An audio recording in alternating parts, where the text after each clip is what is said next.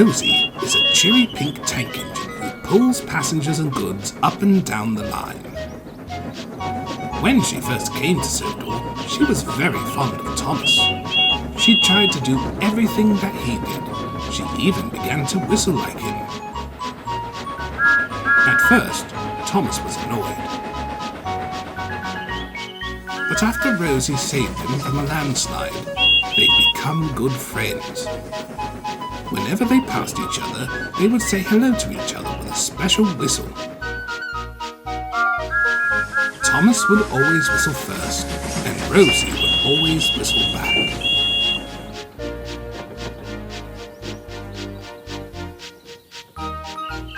As time went on, Rosie, like most engines, began to grow older.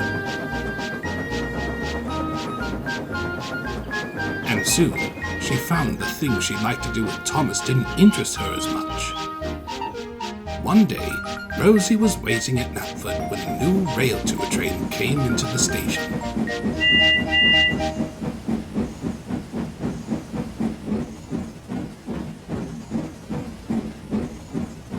"Hello," she peeped. "Are you here for a Railtour?" "Yes, I am," said the engine. "They caught me and my brother's Greyhounds long ago. I suppose you could do the same." "Very well, Greyhound. I'm Rosie." Just then, Thomas puffed into the station. "Hello, Rosie," he said, and blew his special whistle. Rosie didn't respond. "Is everything okay, Rosie?" asked Thomas. "Yes, it is," Rosie said. "It's just, well, could you mind not doing that anymore? I don't really enjoy it like I used to." Thomas didn't know what to say. They had always done their special whistle together. Okay, he said, and he puffed away.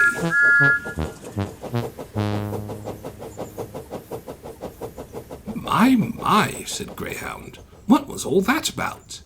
"Me and Thomas would always whistle to each other when we would meet," Rosie explained. "I used to like to do it, but now not so much. To me, it's kind of a thing that young engines do, and I don't feel like a young engine. Well, not anymore." "I see," Greyhound pondered. "Well, Rosie, I think I can help. Next time you see Thomas, you should be more firm with him. Let him know that you're not a little engine anymore." "I will," said Rosie cheerfully. "Thank you, Greyhound." The next morning, Rosie was collecting some trucks from the docks when Thomas arrived. He wanted to try his special whistle with her again. "Hello, Rosie," said Thomas, and blew his special whistle. Rosie frowned. "Thomas," she said sternly, "I told you yesterday that I don't want to do that anymore. Please stop." "But you've always enjoyed doing our special whistle together," persisted Thomas. "Not anymore," Rosie huffed, and left the docks with her line of trucks. Thomas was concerned. He didn't know what to think now.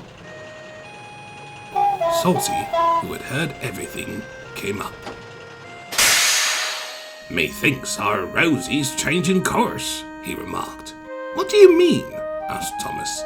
"I'm saying that she's getting older, no longer fond of the days of yore, like an aging rock being eroded and smoothed by the roaring sea."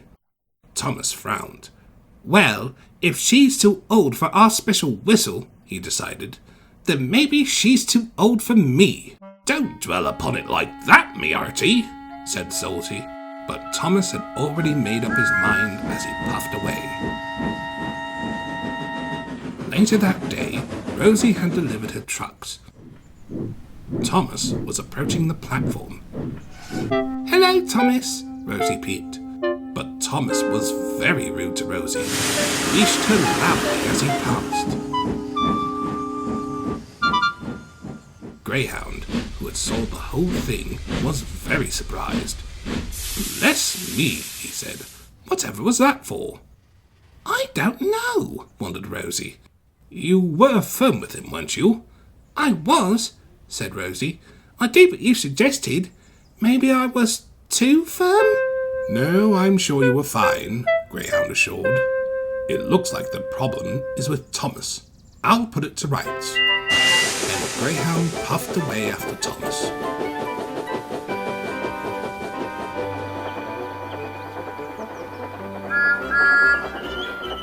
By now, Thomas was far away down the line, almost to the next station. But Greyhound was a very fast engine. He tore along the rails as fast as his wheels could carry him.